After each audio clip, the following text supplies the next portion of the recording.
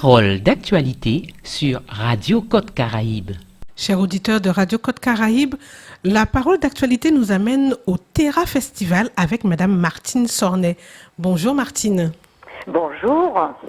Alors, on te rejoint aujourd'hui pour cette information, Terra Festival pour sa 17e édition pour les films d'environnement et de développement durable en Guadeloupe.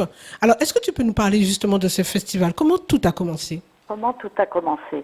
Mais ça a commencé grâce, on va dire, à Wilfried Desmogneaux, qui était chargé de communication du Parc national de Guadeloupe.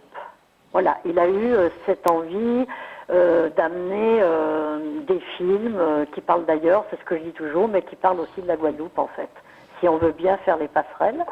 Et donc, la deuxième année, c'était en 2004 la création. En 2005, ils ont eu un partenariat qui dure toujours, parce que nous, on est toujours partenaire avec la ville du Lamentin, mais ça se comprend. Ils ont 2 salles, ils ont de belles structures à nous proposer. Et en 2008, le parc nous fait savoir qu'il aimerait bien... Enfin, à qui il fait savoir? Aux gens qui étaient dans l'organisation, qui étaient des bénévoles. Et moi, il se trouvait que cette année-là, en 2008, on m'a demandé d'être présidente d'honneur. Vous voyez que ça a été créé, non pas par l'association, mais par le parc. Donc j'étais présidente d'honneur, je me suis retrouvée dans des situations un petit peu difficiles des fois. Ça m'a servi de leçon pour ne pas mettre les autres dans la même situation. Tout à fait. Du coup, ils nous ont réunis, nous ont dit, voilà, nous, on a un budget pour faire le festival tel qu'il est, mais si vous créez avec notre aide une association, vous pourrez trouver des budgets ailleurs et vous pourrez lui donner de l'ampleur. Voilà. Et ça nous a donné vraiment envie de créer l'association. Donc, en novembre 2008, on l'a créée. Vous savez ce qui est arrivé après, donc les événements de 2009, comme on dit. Oui. Et du coup, notre première édition, on a été obligé de la repousser et on a fait un long week-end en juin 2009. Voilà. Très bien. Alors, on parle de films de l'environnement et du développement durable, même si ça tombe sous le sens, mais pourquoi avoir choisi cette orientation? Alors, le parc a déjà donné une première orientation, mais qui était plus nature et environnement.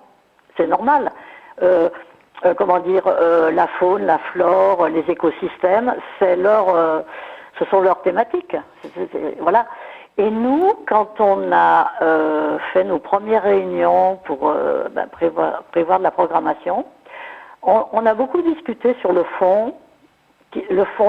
On a eu beaucoup de réflexions sur, mais est-ce qu'on ne pourrait pas voir les choses autrement? Et donc, ce qui nous a sauté aux yeux, c'est que tous les dommages que la nature a subis, tout ce qui maintenant nous saute aux yeux, c'est l'activité de l'homme qui est responsable. Donc, on s'est dit, on va s'intéresser à l'homme. Et du coup, on a pu ouvrir l'éventail des thématiques. On est arrivé à la santé, à l'éducation, et du coup, l'homme... Et à chaque fois, il y avait finalement en arrière-plan, ah oui, mais l'homme profite beaucoup de la nature, profite beaucoup des... je reprends le mot écosystème, il se nourrit de ça, mais il lui fait beaucoup de mal. Et donc les discussions, même avec des films qui étaient dans d'autres thématiques, revenaient à la même chose. C'est-à-dire, qu'est-ce qu'on peut faire pour alerter les gens? Parce que le projet du Terra Festival, c'est alerter les gens et les rendre acteurs de cette protection de l'environnement qui est le premier objectif, en fait. Très bien. Alors, à l'instant, tu nous disais que les thématiques avaient déjà évolué en parlant de santé, d'éducation. Comment se fait ce choix de la thématique pour chaque année? Alors, il y a plusieurs thématiques, mais en fait, on s'inspire quand même surtout des propositions de films. Donc, comment on a les films? Déjà, je vais vous dire, cette année, il faut quand même voir du positif à cette interruption de l'activité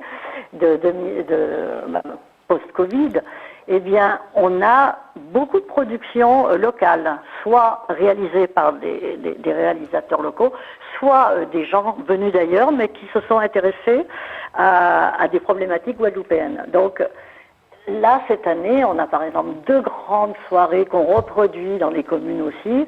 C'est la soirée terre, la soirée mer. On a 2 films sur l'agriculture, on a 2 films sur la mer. Alors, avant de faire un focus sur l'édition de cette année, on va peut-être revenir sur l'histoire. Sur l'histoire, et puis surtout profiter pour parler des précédentes éditions, la dernière, de façon à ce qu'on puisse se remettre dans l'ambiance, si je puis dire, et pour que tout un chacun puisse mieux comprendre l'intérêt de ce festival. Alors, du coup, les petits bruits de papier, c'est que je prends mon programme 2019, oui, je t'en prie. Parce qu'il faut se réimprégner. Il faut se réimprégner. Donc, en fait, en 2019, bon, déjà, on a, on avait un président d'honneur qui nous a donné un peu, on va dire, la route. Hein. C'est Philippe Rotin, c'était Philippe Rotin, qui est agriculteur, qui a créé l'APK, agriculture paysanne en Caraïbes, et qui a, et qui est très ouvert sur nos thématiques depuis des années. Et donc, du coup, on a invité, parce que en fait, le président d'honneur va quand même marquer les esprits de la préparation. C'est-à-dire qu'on a invité une jeune réalisatrice que j'ai rencontrée dans un autre festival et qui a fait des études d'agronomie et qui nous a présenté des films. Elle est à la fois réalisatrice, mais elle a aussi toutes les compétences scientifiques liées à l'agriculture, l'agronomie. Donc ça se passe comme ça, c'est-à-dire que les choses, il y a un réseau à l'intérieur de notre préparation qui se crée à partir de personnes. Bon, nous-mêmes, moi je suis toujours à enregistrer à la télévision, je suis abonnée à des plateformes qui s'intéressent à ce cinéma-là, d'environnement. J'en repère, je prends les liens, je les fais visionner. On avait 7 visionneurs cette année. D'accord. Et donc on les visionne. Il y a des films, jusqu'à présent beaucoup de films d'ailleurs, mais qu'on peut très bien, très facilement transposer à nos conditions guadeloupéennes. Voilà. Et d'ailleurs même les invités que nous avons eus dans les années précédentes, ils étaient en lien avec des problématiques. Si on les faisait venir, c'est parce qu'ils avaient quelque chose à nous apporter pour la Guadeloupe. Voilà. D'accord, très bien. On a ce qu'on appelle les intervenants. Je citais Jean-Marie Flower, mais on a des spécialistes ici comme Félix Lurel pour la biodiversité, comme Gérard Berry. Tous ils sont partenaires depuis longtemps et on les sollicite pour faciliter, pour engager les débats après les films. Et comme déjà ils ont l'habitude de tout ça, il y a vraiment des débats qui, si on pourrait faire durer longtemps, il y a un moment il faut interrompre. Ils ont un rôle vraiment important à jouer. Et alors, voilà, pour ce qui est de 2019, on avait donc pas mal d'invités, mais vous savez, les choses ont changé. Les gens qui sont, je parle de réalisateurs ou de scientifiques, les gens qui sont mais vraiment engagés dans le changement, dans le développement durable, ils ne veulent plus voyager pour assister à une projection de leur film et une discussion. Donc, il faut trouver des gens qui vont avoir, en venant ici, un intérêt pour peut-être lancer un projet. C'est déjà arrivé. Voilà. C'est-à-dire, on leur fait rencontrer des gens, on fait rencontrer des associations, et puis ils ont le temps dans la journée d'aller sur le terrain. Ça se prépare un peu à l'avance aussi. Et du coup, ça a débouché sur les années précédentes à des réalisations qui sont nées du terrain, du fait qu'on ait invité telle ou telle personne. Donc, au fur et à mesure, une édition en nourrit une autre et permet d'autres réalisations. C'est bien ça? Exactement, c'est ça. Très bien. Alors, Martine, ce que je te propose, on va marquer une légère pause. Le temps pour nous, donc, de permettre à nos auditeurs de rester connectés sur Radio Côte Caraïbes. Et on revient dans un petit moment pour faire le focus sur cette édition, cette 17e édition de Terra Festival. Juste un instant, on revient tout de suite. Ok.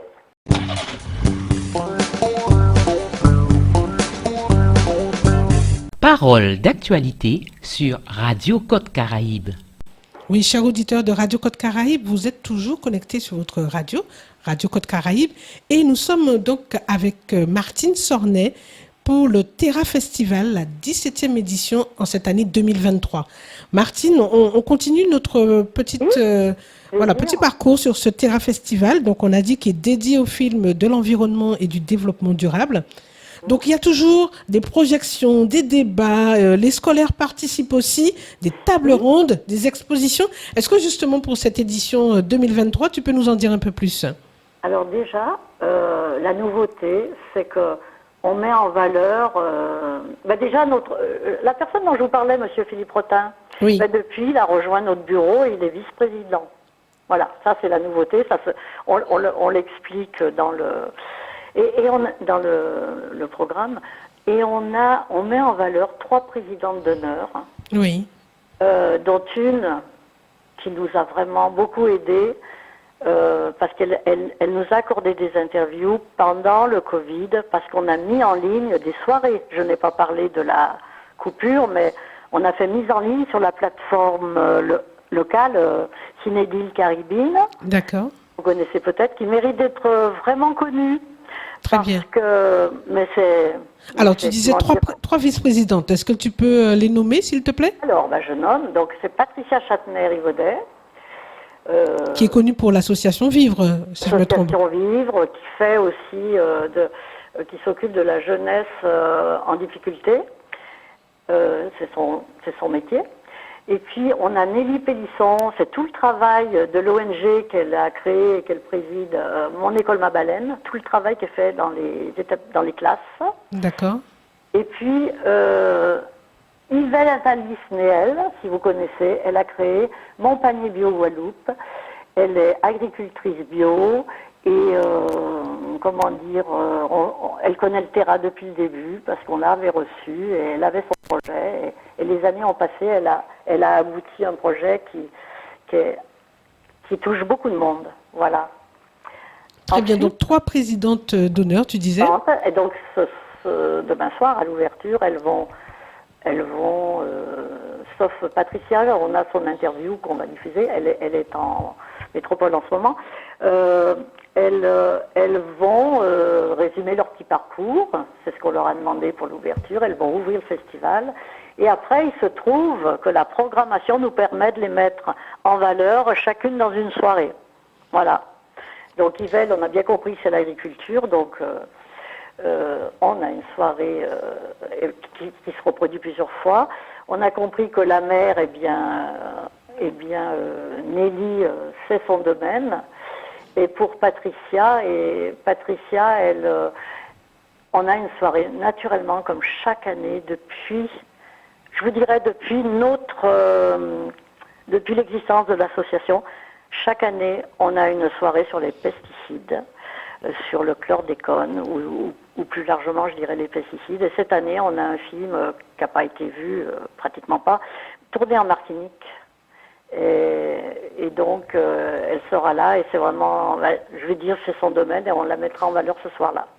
Elle sera de retour de sa mission. D'accord, très bien. Alors, donc, on l'a dit, après chaque projection, il y a des tables rondes, il y a des moments de discussion avec le public. Soit c'est des réalisateurs, soit c'est des gens qui sont liés à la thématique. Alors, oui, ce que je voulais dire, qu'est-ce qu'on fait de plus que projeter des films? C'est ça, c'est les débats, c'est amener des gens compétents devant le public, c'est faire passer les micros, ça nous manque un peu, il faut dire, avec cet isolement qu'on a dû subir, et je crois que ça va être intéressant de voir comment les gens ont changé, comment ils appréhendent ça maintenant. Il faut quand même dire aussi qu'il y a des prises de conscience qui sont en train de s'affirmer par rapport à nos thématiques qui avant étaient... on sentait peut-être pas ça dans le quotidien. Chacun, on pensait que oui, peut-être, mais maintenant, l'échéance paraît tellement proche. Oui. Les dégâts sont déjà tellement graves par rapport à la faune, par exemple. je pense que les débats vont être passionnés. Il va y avoir des moments intéressants à vivre. Très bien. Donc, effectivement, il y a une programmation riche, hein, donc du 17 au 25 mars prochain, le Terra Festival un peu partout dans les communes. Alors, certains d'ailleurs ont choisi donc de faire des moments pour le public, pour les enfants aussi, avec les enfants. Donc, on a le Terra Scolaire. Projection dans toutes les écoles primaires. Hein, on a quelqu'un qui nous fait ça depuis des années. Hein, il est professeur des écoles, mais en plus il a des compétences qui lui permettent d'aborder les sujets autour de la mer, puisqu'il est formateur SNSM. C'est donc la Société nationale de sauvetage en mer. Et donc il fait un travail magnifique jusqu'à Des. Hein, mais par exemple, Morne-à-l'Eau, il n'y a que du scolaire. On a le lycée agricole qui va être en salle, aussi à la médiathèque, un film sur l'agriculture, ça va de soi. On a le lycée d'à côté, le lycée Berthen-Gimner, à côté de la médiathèque, qui va s'intéresser à la pollution à cause de la mode, à cause de l'industrie textile. Ils auront aussi une projection avec plusieurs classes à la médiathèque. Bien sûr, tout ça, on ne le dit pas parce que ça s'organise en amont et ça ne touche que les scolaires. Mais il y a beaucoup de scolaires, on en fera le bilan. Chaque année, il y a beaucoup de scolaires qui voient des films. Il y a des projections à l'intérieur des établissements aussi. Très bien. Donc, je vois par exemple qu'à Bouillante, le 24 mars, on aura une soirée mer avec des réalisateurs, c'est bien ça? Oui, avec les réalisateurs du film Petite Terre. Et ils sont bouillantais, donc ils sont carrément à la maison pour montrer leur film. Et avant, vous aurez un film court qui est vraiment très intéressant, qui traite le problème de la dégradation des rivages. Ça s'appelle Les Gardiens du rivage. Et il est court, mais il apporte beaucoup d'éléments sur qu'est-ce qu'on peut faire pour protéger les bords de mer. Très il y a bien. même l'intervention d'une classe qui travaille là-dessus, une classe du lycée du collège Boirada de Laboucan. Un film court, mais qui dit beaucoup de choses. Et il sera donc souvent présenté en début de soirée sur la mer. D'accord, Martine. Alors, on l'a compris, il y a plusieurs rendez-vous, un programme riche, avec aussi bien des moments pour les scolaires que pour le grand public. Il y a aussi une exposition, on en parle un peu moins souvent. Oui. Donc, cette exposition on a toujours fait une exposition, mais alors là, cette fois, c'est un peu plus grand, c'est-à-dire que des fois, on avait 2-3 artistes dans le hall. Oui. La médiathèque, mais là on dispose d'une salle d'exposition qui a été créée à la médiathèque à l'étage, et là on met en avant, alors il y a toujours un rapport avec l'environnement, soit c'est les matières, soit c'est les thématiques. Vous voyez, leur matière, il y a de la sculpture, il y a plusieurs, il y a du, comment on dit, flûte, j'allais dire land art, c'est pas du tout land art, c'est street art. D'accord. Voilà, et d'ailleurs, comment dire, on a un panorama assez large, étendu, de la jeune création. Ce sont des jeunes que l'on connaît ou qu'on découvre, et c'est donc à l'étage de la médiathèque, et ça dure jusqu'au 30 mars. Jusqu'au 30 mars, donc à la médiathèque du Lamentin.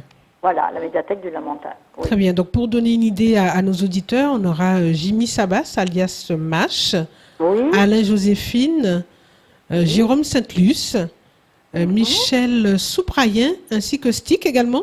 Oui, Stick, oui. Voilà, donc qui nous offre une sculpture à voir, intéressante. Et puis, oui, Gilles Souprayen, je crois qu'on a cité tout le monde. Très bien. Et aussi, on n'a pas encore évoqué, il y a tant de choses dans cette programmation, le village du terrain. Oui. Je veux dire, on a le fait qu'on soit arrêté, il y a des choses qui mûrissaient en disant, oui, ça serait bien pour la prochaine édition.